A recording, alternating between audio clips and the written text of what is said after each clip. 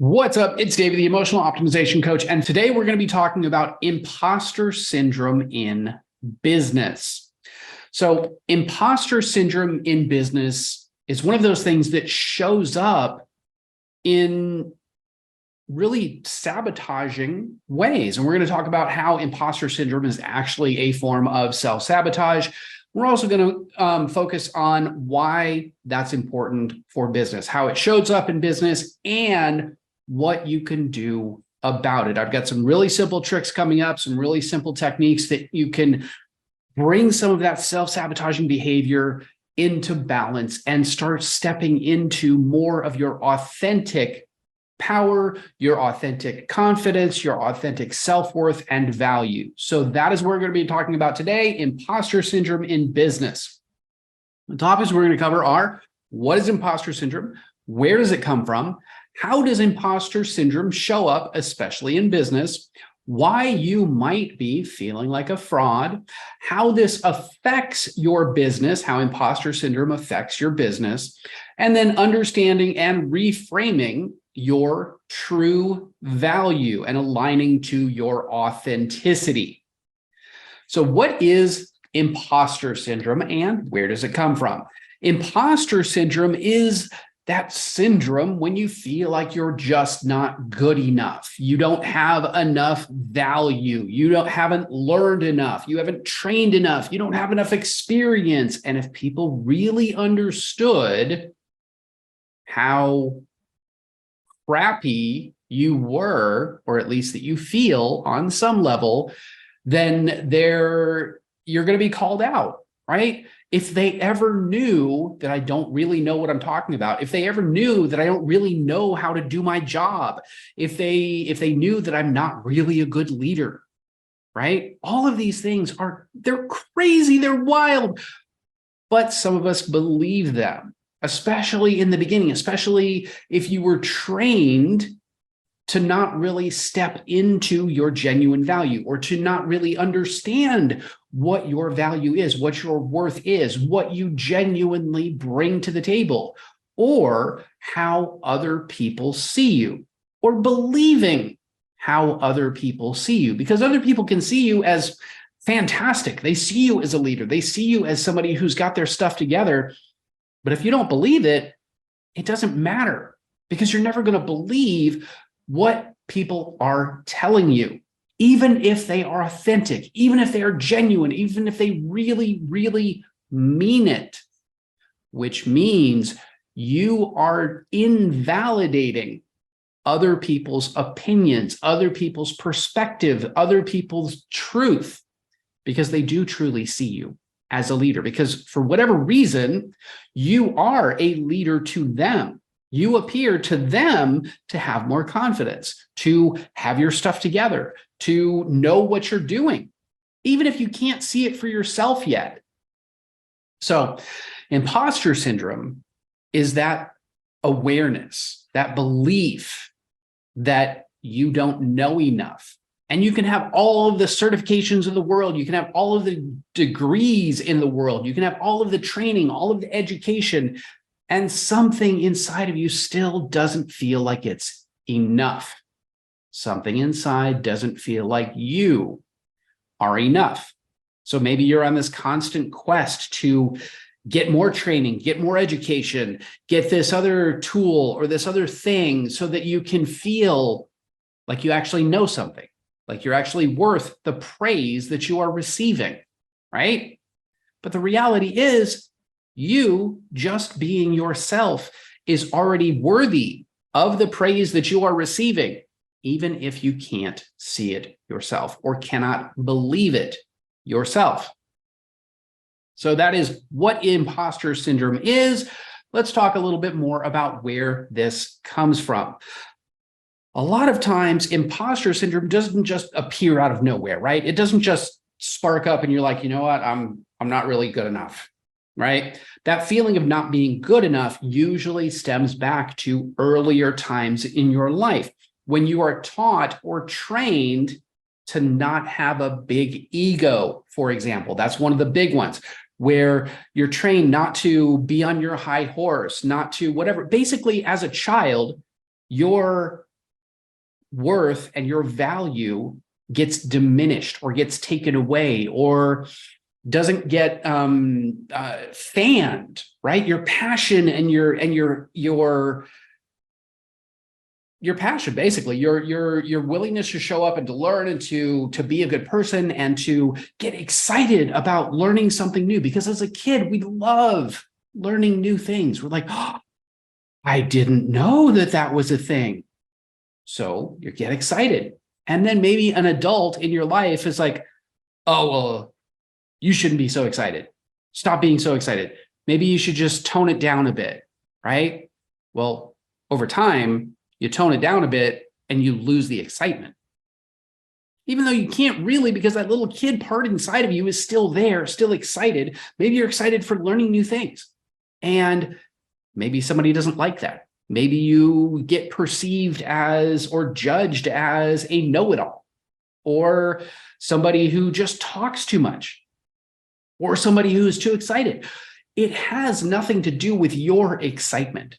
It has to do with how somebody is receiving that externally in your world at a particular stage of your development, where it's important for you to be nurtured, to be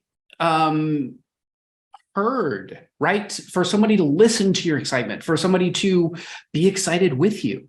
If we were a kid and we were grown up with or we were raised with adults who fanned that flame, then we would go out into the world and we would be more excited and more confident in being excited about the things that we are learning, the things that we are expanding into, the things that we are discovering, right? Life is an adventure, especially when you're a little kid. Life is supposed to be an adventure of discovery and learning and expansion and growing. It is the time when you are the most excited about learning and growing and the most capable of learning and growing, right? When you're a little kid, there is so much this quest, this desire, this capacity for learning. That's the perfect age.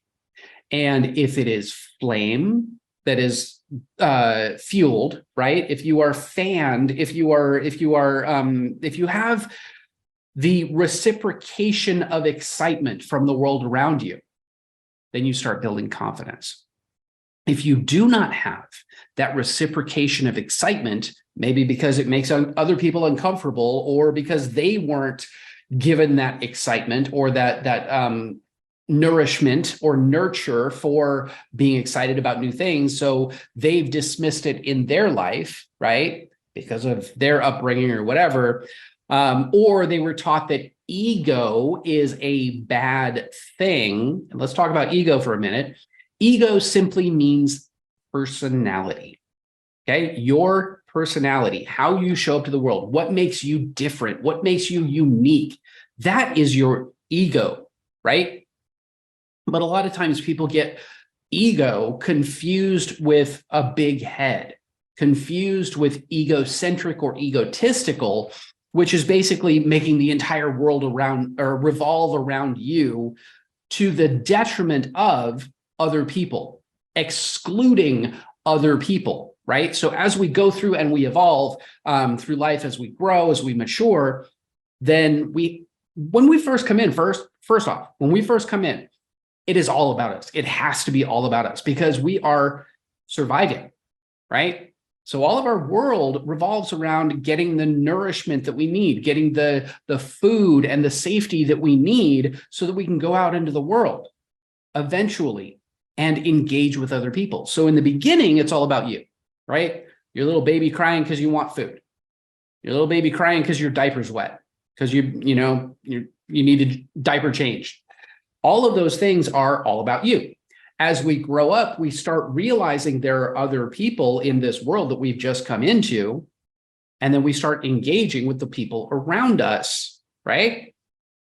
As long as that goes well, then we start building confidence in ourselves and integration with the people around us, our pack. At first, our pack is our family, our caregivers, whoever it is that is taken us from okay, you cannot survive, to now you are more capable of doing things on your own. And then you go out into the world and you do things on your own.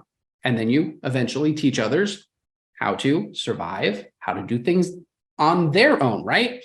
To build the confidence. But in order to build confidence, we have to first realize that we are safe doing a thing. Okay. So if we are in the world and we are coming into the world with our needs, we have to feel safe that our needs are met, that we are fed, that we are changed, right? Those are kind of the big ones, that we are safe from threats in the world, that we're not going to die. Over time, that builds up confidence in, okay, my needs are being met. I'm safe. I'm not going to die. I don't feel like I'm going to die. I don't experience pain on a consistent basis.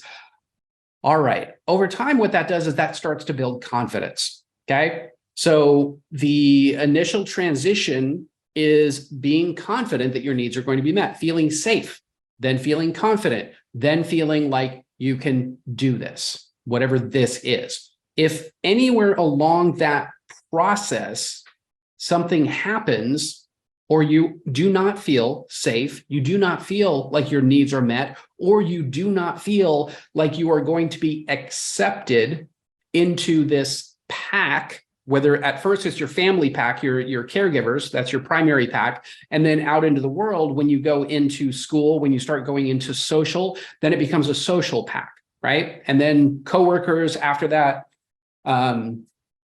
peers, all of those are different packs that we get into.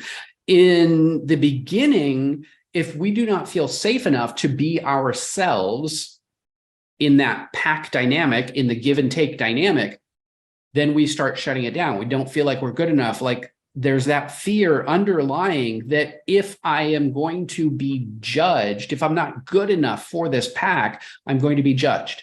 If I'm judged and I'm not good enough, then I'm afraid on some level, this is a deep primal level, an animalistic level, that if I'm not good enough, the pack is not going to accept me, and I'm going to be kicked out of that pack, and I'm going to have to fend for myself in the wild, and I'm probably going to die. Okay. So this fear of rejection, which is where imposter syndrome comes in, this fear of rejection, or what's underneath imposter syndrome, this fear of rejection creates a very real response in the body, a visceral response in the body, that if I get rejected, I'm going to die. If I'm not good enough, I'm going to die. If I'm not good enough, I'm going to get kicked out of my pack, and I'm going to have to survive on my own, and I'm not going to make it. Okay. So that is what imposter syndrome is, and a little bit of where it comes from. Let's talk about how imposter syndrome shows up in business and why you might feel like a fraud. So in business, whether you're running your own business, whether you're an entrepreneur, whether you're a CEO, you're running a company, whether you are a high-level executive, whether you are a leader of any type, if you're in any position of leadership, there is the potential to feel like you're not good enough, to feel like you don't have enough skills, like you don't have enough training, enough education, enough experience, no matter how good you might be, because there's always another level of advancement. There's always another level of evolution as a leader, right? So imposter syndrome can show up in business as a leader, let's say management. Right. So a manager might fall into a position, or from their perspective, fall into a position. I don't even know how I landed this job. Right. And now they're responsible for other people. Maybe they're going from, they were an employee, like a regular type employee, and then they started showing initiative. They started showing like leadership skills. And somebody said, you know what? I think you would be perfect. I think you're ready.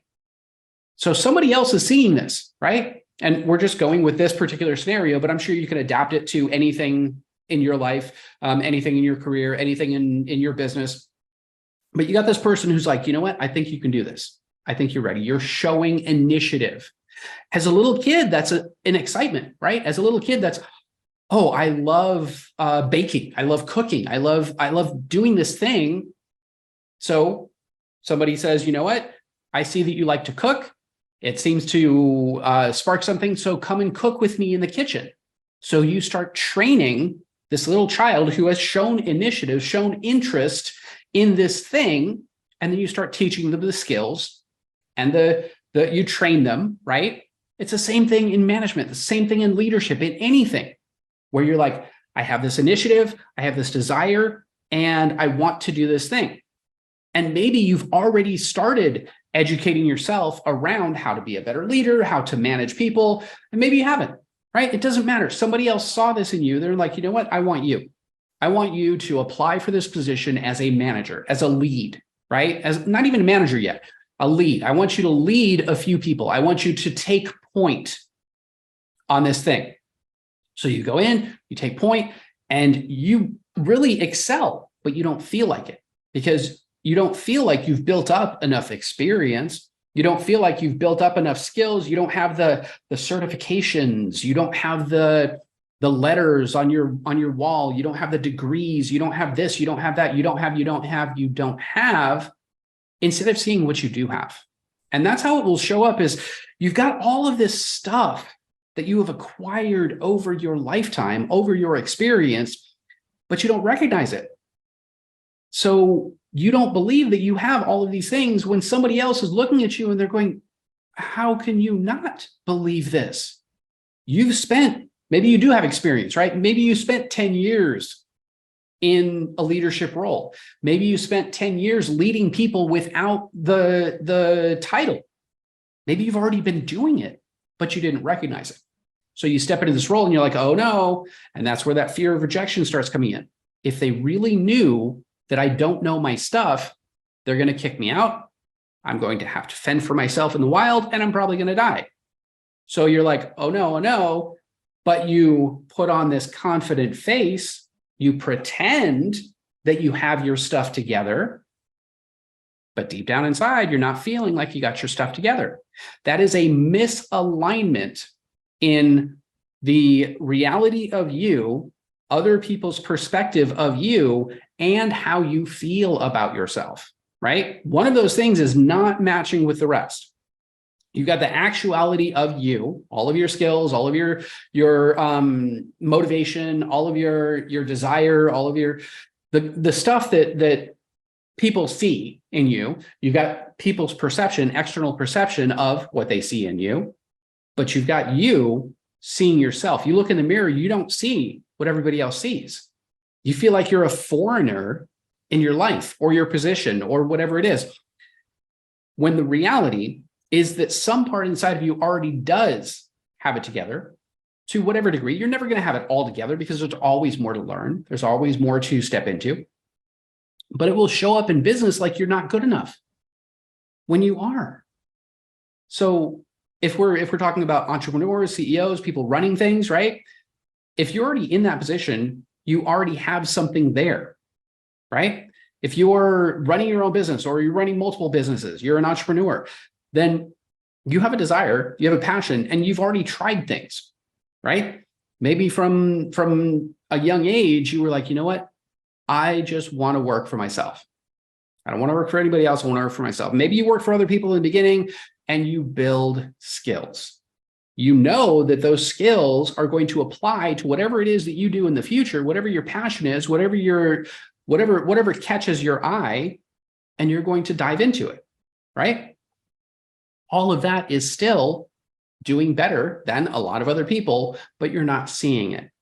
Okay. So it's the misalignment in your business and the application of your skill set or your passion or your drive or your leadership or your desire to help people, right? All of those are valuable skills and valuable states of being that you're not necessarily stepping into with confidence. So that's a little bit how it might show up in your business. So why you might feel like a fraud is, again, because maybe you were not trained to see the steps that you are taking. Maybe you were not celebrated for your successes. When we've got a little kid, we love to celebrate the little things because it builds confidence and it makes them feel like they're doing a good job. How do you get a kid to do a better job? By celebrating when they do a good job and maybe realigning when they're not doing a good job or they're not feeling confident. We like to build up the confidence of other people, right? So if you've got other people, anybody else in your life, whether it's a friend, whether it's a coworker, whether it's somebody that you're managing, doesn't matter. Whether it's an employee, doesn't matter. We love to help people, right? It's a desire that we have, because the more that we help other people, the stronger the pack gets and the safer we feel when we have a stronger pack. So if you're the kind of person that loves to help people, realize that quite likely you're doing it selfishly because you want to feel safer, because, this person can now support me. They've got my back because they have more skills, because I helped them to have more skills. The more confident a pack is, the more that pack can defend itself, can protect itself out of the wild. The more that pack can defend the rest of the pack, right? So that's a little bit of how it shows up in business and why you might feel like a fraud, because you weren't trained, or you weren't supported, or you weren't nurtured to be more confident in yourself. Because if you are, then imposter syndrome wouldn't be a thing.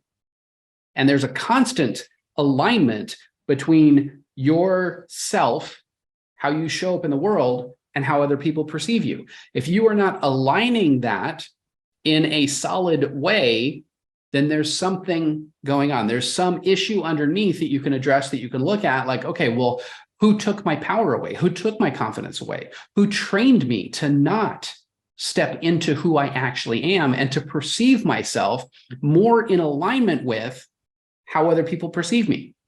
Because how you present and how other people see you, the best life is when those are pretty aligned, when you've got a pretty good objective idea of how the world sees you and how you show up. That is called alignment, okay? Energetic alignment, emotional alignment, bringing more presence to life itself.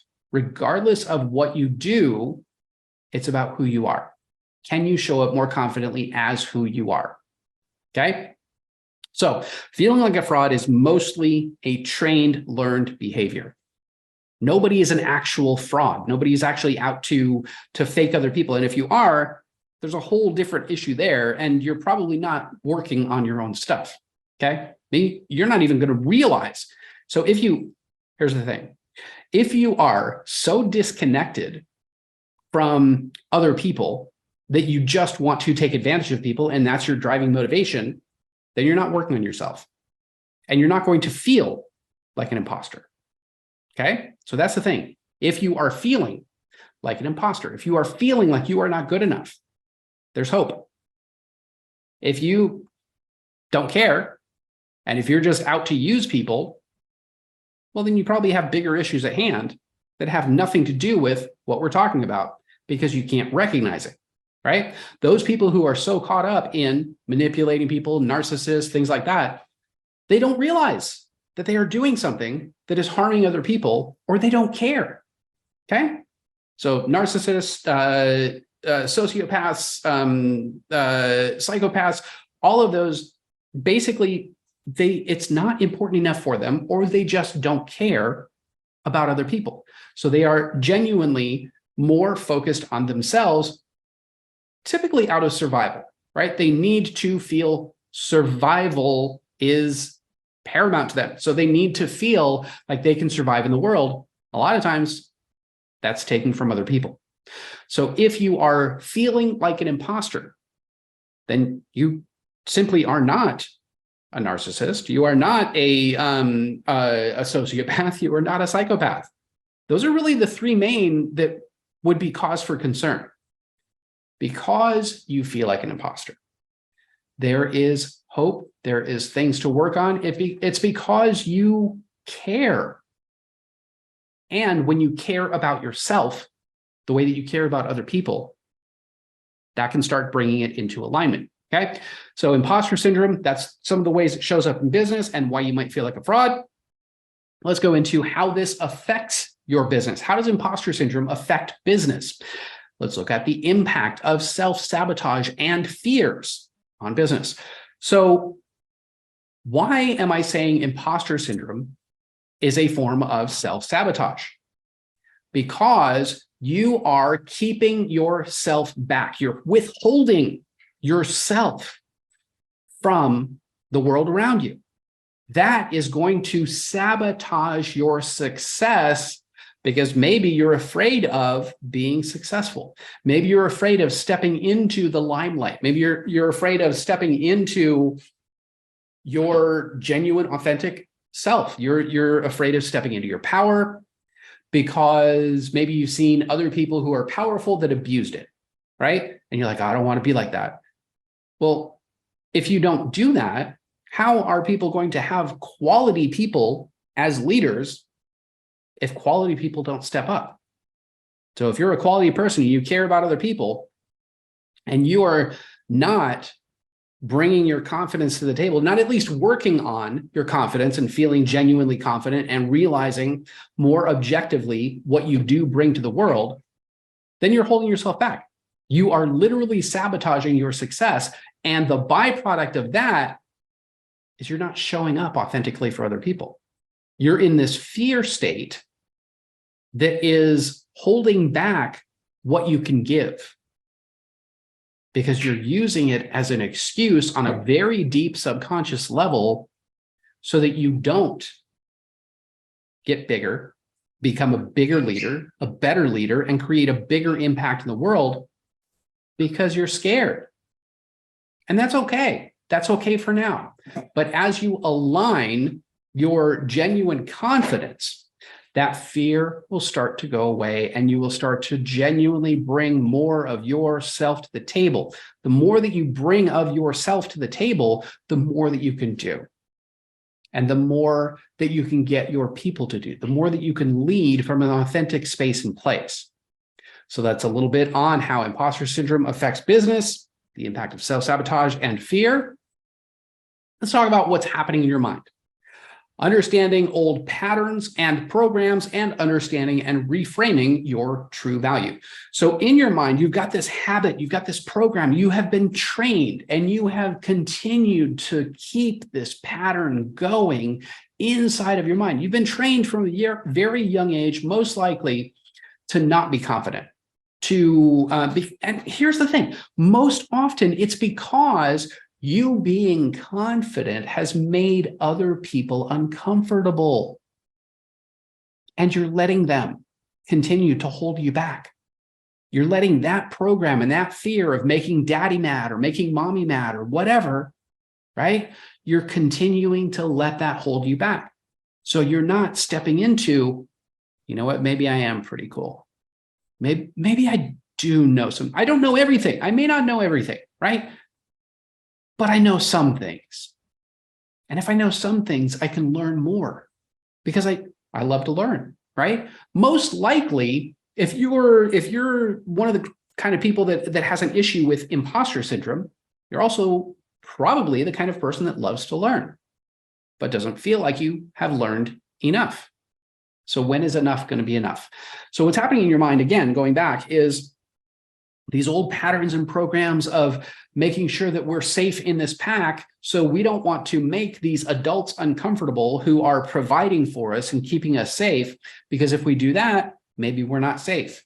If we make them uncomfortable, we take some of their power away, which we don't, but that's a perception, right? We believe that if we take power away, if I'm confident, daddy's not going to be confident. And if daddy's not confident, he's not going to go out and hunt.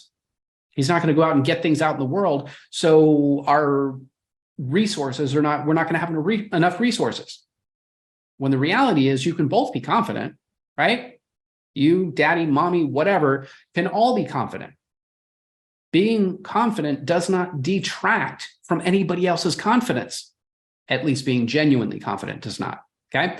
But in your mind, you've got these perceptions, you've got these patterns, you've got these programs, you've got these old stories that you have been telling yourself and letting them go inside of your mind over and over and over again. Change the story.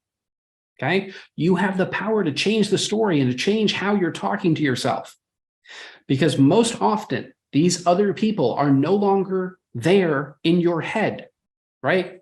Chances are you're not even living with them anymore. And if you are, then that's an even better opportunity for you to change the pattern, because you realize, I don't have any control over how this person perceives the world. I can't make them happy. I can't make them feel good about me, but I can make me feel good about me. Okay? So you're never going to be overly egocentric, because if you're dealing with imposter syndrome, chances are you want to please people so bad that you neglect yourself. So you're never going to be the person who is overextending their ego. Okay? It's hard enough for you to step into your own ego. It's hard enough to step into your own strength and your confidence and your power. You're never going to overdo it. Okay? But give yourself a little more, boost your own confidence, pat yourself on the back, give yourself some positive talk. So these programs in your mind they've been going on a loop in the background. And if you can bring them into your conscious awareness, one of the ways to do that is ask yourself, who made me feel like I'm not good enough? What time, what memory, what moment, what person comes to mind when I think that I'm not good enough? And it might take a little while to uncover this, but if you can uncover that, then you can get down to the root. You can figure out, where did this come from and how can I change it? Because if you can figure out where it comes from, it's a lot easier to change it. Okay. So understanding and reframing your true value. If you imagine, and these are some of the tricks now, if you imagine yourself as if you were your best friend, what would you see in yourself?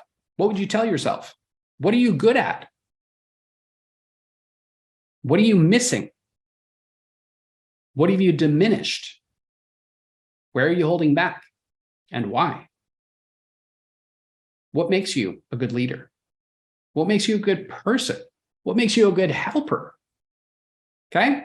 So third-party perspective is a really quick tip to start shifting that perception and shifting that value, and look at, what am I good at?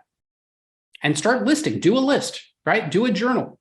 I am really good at blah, blah, blah, blah. I am smart in the area of blah, blah, blah, blah. I love blah, blah, blah, blah, right? These things are my passions. These things are my excitements. This is what I love about life. This is what I love about my job. This is what I love about my career. This is why I love leading people. This is why I love helping people. All of these things help you to see yourself in a more objective light, so that you can start aligning the inside and the outside perception and the inside perception. When those are in alignment, you're a powerhouse, right? It's when you are out of alignment that you are not bringing the best to the world. So let's look about shifting your mindset. Look about it. Let's also talk about it. Let's talk about shifting your mindset and creating a new story. Here's another hack, and that is the perspective hack. Look back. Okay. If you look at your life now and you look back 6 months ago, what have you learned in the last 6 months? What have you gotten better at in the last 6 months? What have you overcome in the last 6 months? Then go back a year, go back 3 years, 5 years, 10 years, 20 years, 40 years if you got it. Look back to see how far you've come. Because just that act alone of looking back helps you to realize how much you have done. And then you can start asking yourself, okay, when is enough for me to feel good about myself? Okay. And then again, aligning to your true value. Recognize what you are worth. Another hack here is looking in the mirror. Getting to the point where you can look in the mirror and give yourself a genuine compliment and receive that genuine compliment. Okay. Another trick is, when somebody gives you a compliment, before you start that talk inside of your head that dismisses it, receive it. Allow yourself the freedom to just sit with it for a minute and go, this person sees me this way. That's very interesting, because these are all points of data for your brain, right? It's interesting that somebody sees that I'm a good worker. Somebody sees that I'm confident. Somebody perceives me this way. So instead of going right into dismissing their belief system, dismissing their perception, instead of jumping right into that, honor it for a moment. You don't have to believe it at first, but at least honor it, because what you are doing, if you start letting that negative self-talk go in your head and start dismissing it, you just dismissed that person. That's their truth. And you just took it away from them in your own head without even thinking, most likely. So make a conscious effort to allow yourself the freedom to receive a compliment, to give yourself a compliment, and notice why it's uncomfortable. Where is it uncomfortable? Where does that feeling come from? Where's that fear come from? What is the fear? What are you afraid of? If you're worth something, what are you afraid of? What's the worst that could happen if you're valuable? What is the worst that could happen if you believe that you are worthy? And then flip that around. And what is the best that could happen if you are worthy? What is the best that could happen if you realize that you are valuable? And then look back at, where did that come from? Where did that get taken away from you? And then create a different story in your head. Because if you go back to maybe you were 5 years old and your dad said something mean to you and kept taking away every time you felt confident, kept talking crap to you, well, that's a story in your head. All you have to do is create a different story. Go back to that moment and be a better father to yourself. Imagine boosting confidence. Imagine being excited for this little kid who's super excited about something, wants to tell you a story, and just listening. And imagine how it would feel to be that kid, receiving support, safety, encouragement, excitement. Imagine how that would feel. And that's all for now. Thanks for hanging out, and I'll catch you in the next video. All right. I want to thank you for hanging out with me, but most importantly, for choosing to level up your life, your skills, to be more confident, to be a better leader, to take imposter syndrome, punch it in the face, and step into your genuine, authentic self. So thank you for hanging out with me, and I will catch you on the flip side.